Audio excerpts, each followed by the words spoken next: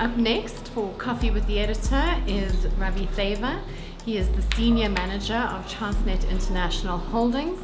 He is also Chair of SARA's North-South Corridor Management Group, as well as SARA Maputo Corridor Management. Ravi, thank you for joining me. Thank you for having me. My pleasure.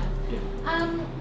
Transnet International Holdings, established, 18 months ago? Well, the concept started about 24 to 36 months ago. Okay. There was a lot of consultation, but I think the whole idea stems from the African Union strategy regarding regional integration, connecting economies, and ensuring that Africa as a whole, there's intertrade taking place between countries within Africa. International business always existed within Transnet Freight, where we would deal with our neighboring countries for common customers that would have mines in Zambia, Zimbabwe, Botswana, or DRC. Maputo has always been a port of as a destination for a lot of customers, both for South Africa and for Zimbabwe and Zambia. So those businesses have been going on for the past 20 years as international business within Transnet Freight. So if you look at Transnet's group's new strategy, especially vision and mission, the vision and mission talks about providing solutions to Africa, logistic rail and logistics solutions to Africa. Remember, Transnet as a group is all-encompassing when it comes to logistics. It has the aspect of ports, terminals, rail, it has pipelines, it has engineering, so it can offer a lot of services or competencies or best practices to neighboring countries or any country in the world that wants to develop those type of infrastructures and operations. So if you look at the borders of Bay Bridge, Razana Garcia, Ramat Labama, those borders are all currently bringing in goods to and from. Each corridor has its uniqueness, with the north-south corridor being the longest. So regional integration, fulfilling African Union strategy, fulfilling SADC strategy, fulfilling the whole 2030 vision for African Union. If you look at the map, rail map, you would find that SADC countries are densely populated with rail, whereas above SADC, rail starts to get far and few or hardly anything in terms of countries above SADC region. So that's all opportunities to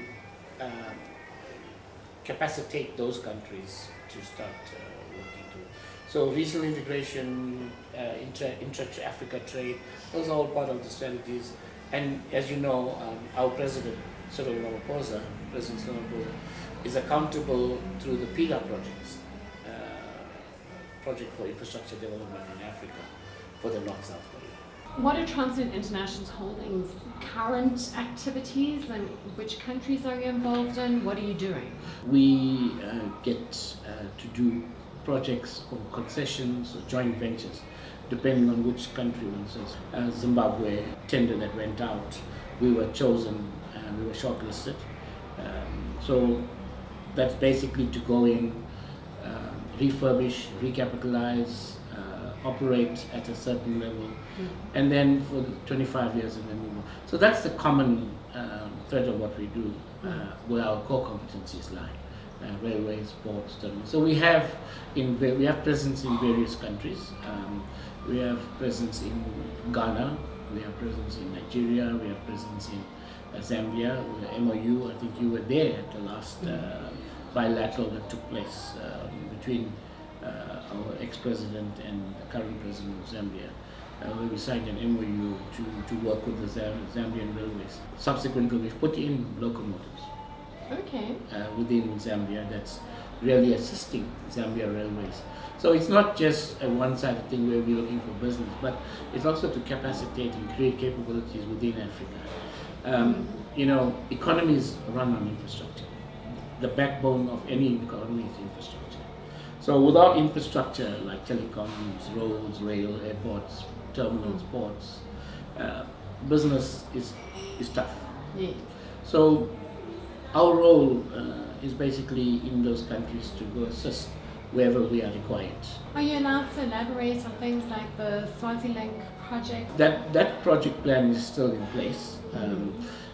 In terms of the progress to date, Brian would be able to elaborate because I haven't been keeping close to that. So I could elaborate on why Swaziland. So if you look at the coal line, or look at globally, heavy oil, the heavy oil concept links itself to ports, pits and ports, mines and ports. Yes. And so a pit to port solution is important, but in a pit to port solution, you cannot have interruptions. Okay? So any interruptions, like slower trains, trains that don't operate in the same capabilities, like longer, heavier payloads, then just ties up the capacity or the headway. So you'll be running a lot of constraints within the capacity. Yes.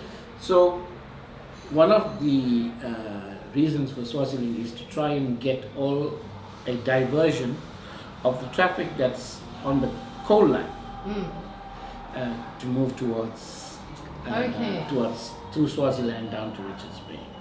But then it also allows us to tie up to Maputo eventually, or even Teshobanini if it takes place. But it opens up a lot of supply chain routes for us, Swaziland. In Ghana, you've got guys there. That's all happening. Well, Ghana, we kind of going through our processes internally. So we remember we are a state-owned enterprise company, so we have to adhere to PFMA and government sign-offs. So from the Ghanaian side, we've done our due diligence. It looks very positive. It's now left to our Department of Public Enterprise and for them to then agree, presidents and ministers to agree. And then I think that the solution is very lucrative. It will bring a lot of trade possibilities for Ghana, per se, in terms of the corridor on the western side, which is from Insuta to Takoradi. As Transnet International Holdings, you've got the backing of the group, but what do you see as the key services or the primary services that you offer? Best practices. So, Transnet Freight Rail has engineering, so we can sell locomotives, wagons. We have R&E, so we can go and fix and build lines, or repair, refurbish, upgrade. We have port terminals, so operations. So we could do concessions. Those are the things that we could do. We have our port authorities. We could then take on concessions on harbors.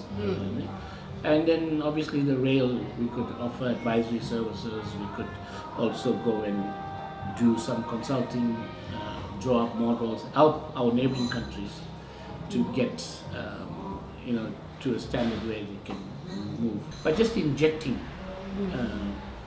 rolling stock into a country, the country's economy all of a sudden shoots up. I mean, if you look at a very close to home situation, putting rolling stock into Zimbabwe has helped them grow their business tremendously. Yes, so the volumes have increased for them. For them, has increased. It starts to provide more confidence from the customers. then now customers who are sitting on the back end using road say, hey, something's working, let me go forward. So you sit as the chair for the North-South Corridor Management Group with SARA as well as the SARA Maputo Corridor Management. Let's talk about the North-South Corridor and its current status. Okay, so the North-South Corridor, I think it's a corridor with the most potential. We've worked with NAPAD Business Foundation to do the pre-feasibility, which was very successful. All the role players from DRC, SNCC, ZRL, NRZ, BBR, TFR all participated, plus Swazi Rail all participated. Because traditionally the route for North-South Corridor never included going down through Swaziland. Yes. But because of the density of traffic on the original North-South, which comes through Pyramid down through Natco to Durban, the traffic is getting dense. So the capacity gets smaller when traffic is dense. So we then said, okay, what's an alternative route to still get down to Durban, and the route through Hoedspruit, Krumbult, Hoedspruit, down to Kaap, Meiden, Komati, through Swaziland, down to Richards Bay, or further down on Natco to Durban became the option. So we explored that, we tested a lot of trains, it works. That's in its how can I say stages now. A lot of customers have shown interest. So there's a huge amount of potential for that corridor to grow, as well as Botswana and Maputo. Are they going to do expansions on the North-South Corridor? I mean, what are the actual ultimate plans? Each railway has to refurbish their railway infrastructure and bring in some rolling stock, especially traction. We've leased traction power into ZRL and into NRZ, but it leaves us now to engage SNCC so that we can then capacitate SNCC. But it does not talk to the railway fixing the restrictions on the infrastructure, which they still have to do.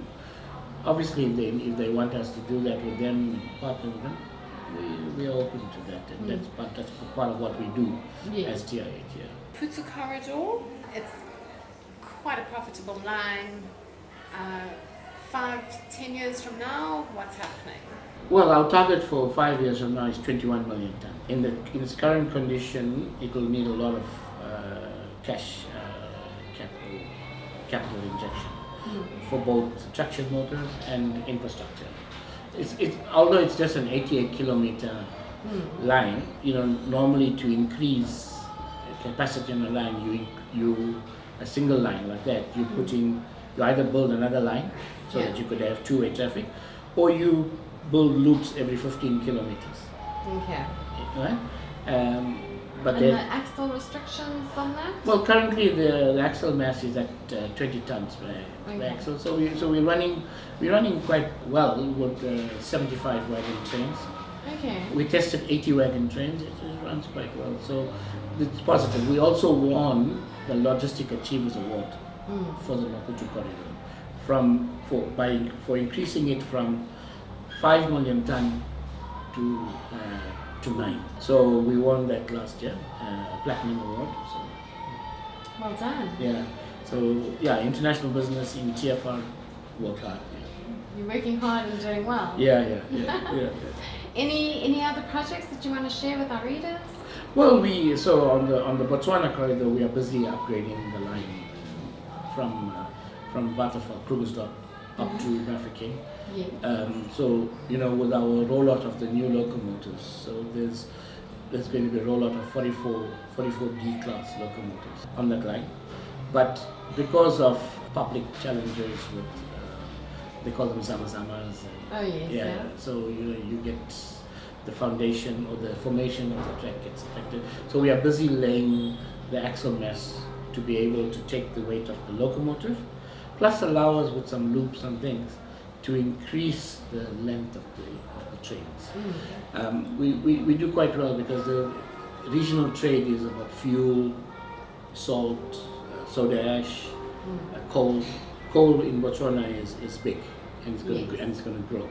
So we have to prepare ourselves both on the Mapalala side, plus on the Mafeking cruise stop side. So we are doing that now. We're still running the trains and working in the day, running trains at night. So it would be doing it in tandem so that it doesn't impact the current business. So, and that's a nice corridor as well because because there's few straight trade between South Africa and Botswana, and all the mines are going into Botswana.